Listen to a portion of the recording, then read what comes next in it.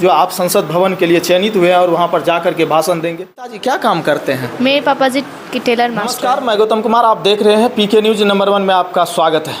कहा जाता है कि संघर्ष का अकेलापन जो काटता है वही दुनिया को उजाला बांटता है। जी हाँ दोस्तों, अभी हमारे साथ ललित नारायण लक्ष्मी नारायण प्रोजेक्ट उच्च विद्यालय त्रिवेणीगंज की बच्ची अभी हमारे साथ है, जो कि संसद भवन में ये अपना भाषण देगी और पूरे बिहार का नाम रोशन की है। पूरे देश में जो है 31 बच्चों का सिलेक्शन हुआ है, जिनमें विभा प्रिया का जो है नाम जो है बिहार से सिर्फ अकेली है। क्या विभा प्रिया जी, आपका बहुत बहुत बधाई, जो आप संसद भवन के लिए चयनित हुए हैं और वहाँ पर जा कर के भाषण देंगे। कैसा महसूस हो रहा है? बहुत अच्छा लग रहा है। बहुत अच्छा लग रहा है। मतलब आपको कैसे पता चला कि मेरा सिलेक्शन जो है संसद भवन में भाषण देने के लिए हुआ है? कुछ चार पाँच दिन पहले हमको घर में कॉल आया था न्यू दिल्ली से कि आपका संसद भवन में ना चयनित हुआ है। तो सबसे पहले आप किनको बताए?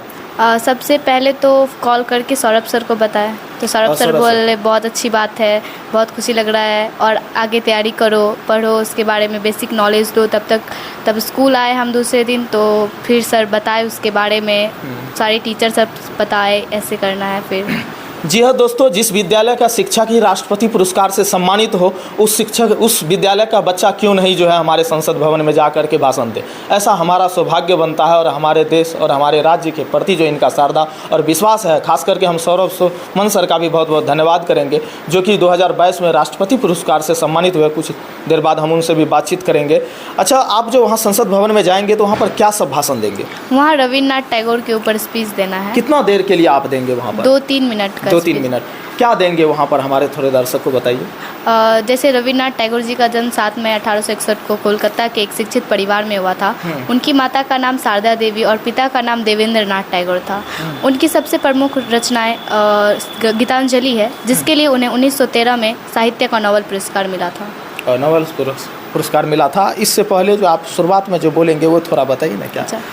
पग पग पोखर माछ मखान, पग पग पोखर माछ मखान, मधुर बोल मुस्की मुखपान, विद्या वैभव शांति प्रतीक, सरस नगर मिथिला थिक, सरस नगर मिथिला थिक।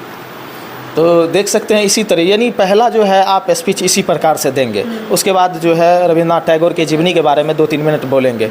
और यहाँ से आप जाएंगे कैसे? दरभंगा से फ्लाइट है। दरभंगा से फ्लाइट, मतलब टिकट बुकिंग कर दिए हैं? हाँ, उधर से ही है, भेज दिए हैं। कौन कौन सब यहाँ से जा रहे हैं त्रिवेणीगंज से? हम और मैम, हम लोग के स्कूल की वो। मैम जा रहे हैं।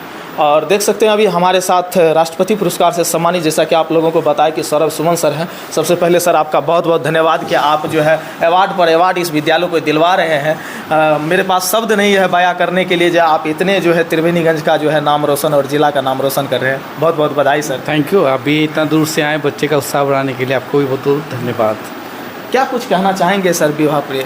हाँ, विभा तो काफ़ी रेगुलर स्टूडेंट रही है यहाँ पर, शुरू से ही काफ़ी एक्टिव रही है। और हम लोग जो बच्चे मतलब में कुछ खास दिखता है तो उन लोग को उस फील्ड में जिस तरह वो लगता है वो बढ़ जाएंगी, वो हम लोग बढ़ाने का प्रयास करते हैं। उसी का नतीजा रहा ये 2-2 बार राष्ट्रीय स्तर पर प्रदर्शन पहले भी कर चुकी है। पहले भी कर चुकी जी, कलकत्ता और हरियाणा में।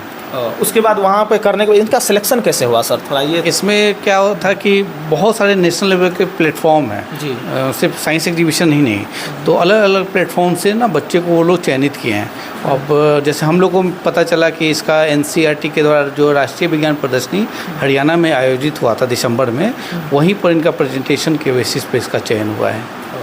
यानी आप लोगों को पता नहीं था कि इनका जो है संसद भवन में स्पीच देने के लिए होंगे, लेकिन ऐसा कॉल आया उधर से तब आपको पता हुआ ना? एक्चुअली क्या है कि विद्यालय में विज्ञान प्रदर्शनी, कोई खेलकूद प्रतियोगिता, ये सब तो होता है। पार्लियामेंट जाने का कोई ऐसा तो रास्ता है नहीं, लेकिन पार्लियामेंट में बैठने के लिए सर चुनाव लड़ना पड़ता है, एक जिला का, एक राज्य, उसके बाद जो है आप जा करके वहाँ पे कुछ बोल सकते हैं। जी, वो इसलिए वहाँ के बारे में तो सोच भी नहीं सकते थे हम लोग। लेकिन सरकार के को मैं थैंक्स दूंगा कि वो छोटे शहर से भी बच्चे को वहाँ तक पहुँचा रहे हैं। इसका सोचिए आने पे कितना मनोबल बढ़ेगा। अब विद्यालय में जितने भी बच्चे हैं काफ़ी खुश हैं, और वो लोग भी अंदर से एक्साइटमेंट है कि हम भी उसी रास्ते पे चलेंगे तो कहीं हमें भी मौका मिलेगा जाने का।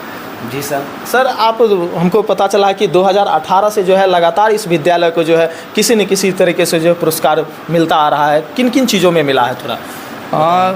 विद्यालय का तो पहले से भी इतिहास काफ़ी रहा है यहाँ का, लेकिन विद्यालय के इतिहास के बारे में बताइए। हाँ, तो मैं तो 2015 में यहाँ ज्वाइन किया, तो सुनता था कि यहाँ पर पहले बच्चियाँ ने खेलकूद में नेशनल लेवल पे बहुत बार गई हैं, काफ़ी पुरस्कार जीती हुई हैं। तो उस समय हमारी प्रधानाध्यापिका थी स्वर्गीय पूनम यादव, उनके गाइडलाइन में मैं काम शुरू किया। तो यहाँ पर साइंस लैब है, अटल टिंकरिंग लैब, जिसमें काफ़ी इनोवेटिव चीज़ है। तो पहले मैं उस लैब में खुद अपनी पढ़ाई स्टार्ट किया। त्रिवेणीगंज में तो कोई साइंस लैब और अदर विद्यालय में तो नहीं? साइंस लैब हर जगह है। ये लैब स्पेशल लैब है, ये भारत सरकार का है, जो हमारे विद्यालय को नसीब हुआ। और इनोवेटिव सारे मटेरियल्स आए, मॉडर्न टेक्नोलॉजी के, रोबोटिक्स, इंटरनेट ऑफ थिंग्स।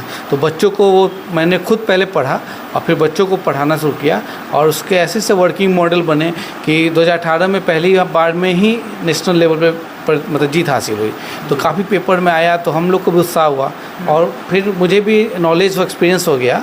तो हर साल वो कंटिन्यू है, कोई ऐसा साल नहीं बीता है जहाँ नेशनल नहीं गया। 2018 से लेकर के 25 में लगभग 7 साल में हर बार आपको मिला। कोरोना के समय में नेशनल आयोजित नहीं हुआ था, तो स्टेट लेवल पे भी हम लोग जीत के आए।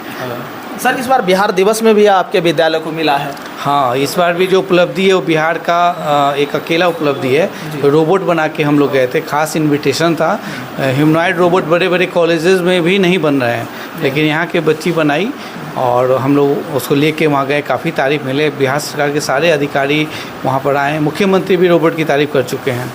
मुख्यमंत्री जी, सर आपका बातचीत करने के लिए बहुत बहुत धन्यवाद। हमारे साथ राठौर जी हैं, और ये भी काफ़ी जो है इन स्कूलों से, विद्यालय से जुड़े हुए हैं, और काफ़ी लोगों के बीच जाते हैं और अपनी जो है सहयोग देते हैं छोटे छोटे बच्चों के साथ, और बहुत सारी चीज़ों में जो है समाज सेवी के तौर पर काम भी करते हैं। क्या कुछ कहना चाहेंगे सर कि ये विवाह के बारे में?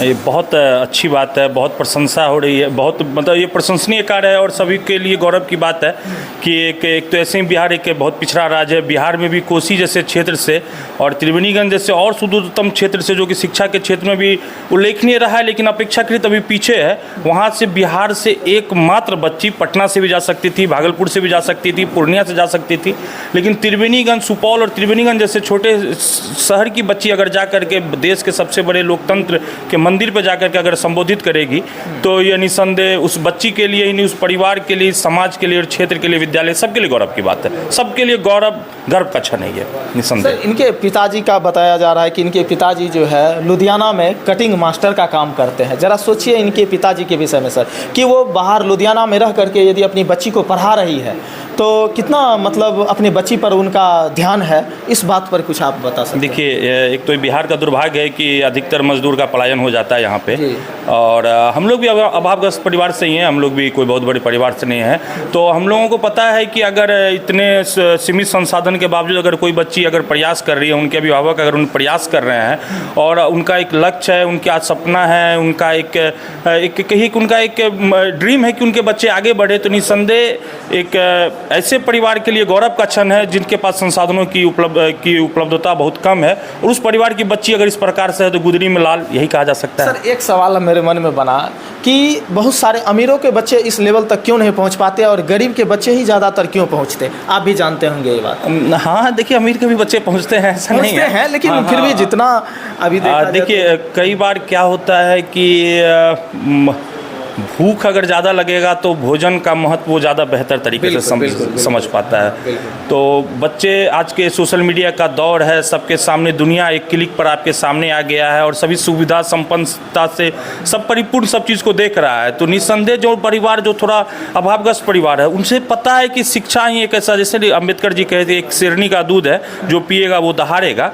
तो ये अनुसूचित जनजाति परिवार से आने वाली ये बच्ची है, तो इनको पता है कि अगर हमको उस रेस में जाना है, वहाँ तक पहुँचना है, तो संघर्ष का कोई विकल्प नहीं है। संघर्ष कर रही है, और राजा का बेटा राजा नहीं बनेगा, राजा वो बनेगा जो हकदार होगा। तो बच्ची वही एकदम राजा बनने के प्रयास में है ये, क्योंकि जनजाति से ये बिलोंग करते हैं, एसटी से।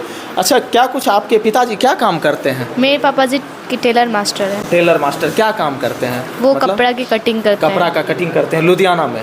और आपकी मम्मी?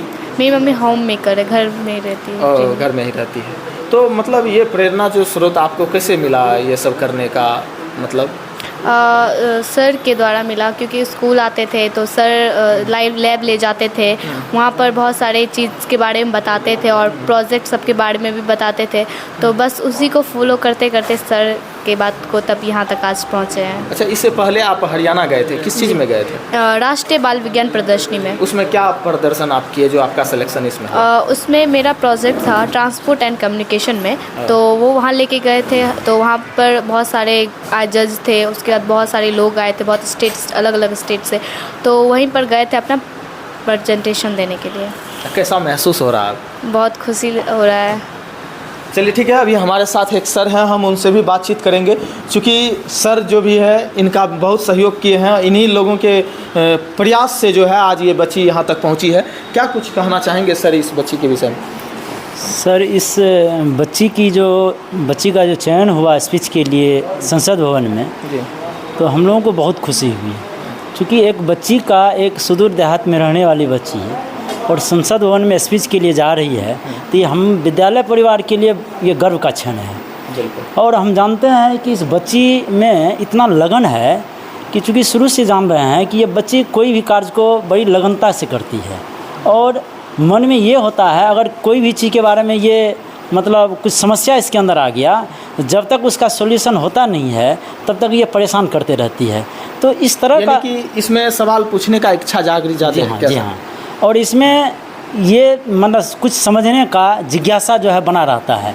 तो इस तरह का अगर बच्चा में प्रवृत्ति रहे तो हमको लगता है इस तरह से हम लोग कई विभाग को इस विद्यालय से उत्पन्न कर सकते हैं। और यहाँ की जो जूनियर बच्ची है आज भी जो है इसके साथ मतलब देखती है, आप लोग आए हैं, इसका इंटरव्यू लेते हैं, ये सारे माहौल को देखते हैं, तो उन लोगों को भी प्रेरणा मिलती है कि हम लोग भी विवाह दीदी जैसे जो है आगे जा सकते हैं, कर सकते हैं। और जानते हैं इस जब से ये खबर आया है जितने भी जूनियर बच्ची है सब परेशान करके रखी है कि सर वहाँ तक कैसे पहुँचना है, क्या करना है।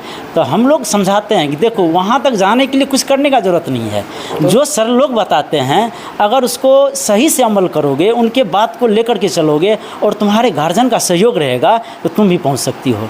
इस तरह से जो है विवाह का बहुत बड़ा जो है विद्यालय में रेगुलरिटी का योगदान रहा और हम लोग जैसा कहे वैसा ये मानती गई, परिणाम आज आप लोगों के सामने है। जी सर, आप लोगों से बातचीत करके हमें बहुत अच्छा लगा और हमारे बिहार को जो है गौरवशाली बिहार ऐसे ही नहीं कहा जाता है, क्योंकि पूरे विश्व में जो है नालंदा विश्वविद्यालय एक इतिहास रचा था और उसी से जो है हमारा पूरा विश्व आज जानता है कि बिहार का शिक्षा के दौर में जो है कहाँ अस्तित्व है। हालांकि अभी पिछड़ा हुआ है उस नहीं है, लेकिन इनका एक पुराना गौरवशाली रहा है। तो ये वीडियो देखने के लिए बहुत बहुत धन्यवाद। और सर सौरभ सुमन सर जो इनका सहयोग किए हैं, इनके विषय में भी कमेंट के जरिए ज़रूर बताइएगा और विवाह प्रयाग के विषय में आप लोग क्या सोचते हैं ये भी ज़रूर बताइएगा। वीडियो देखने के लिए बहुत बहुत धन्यवाद। जय हिंद, जय भारत।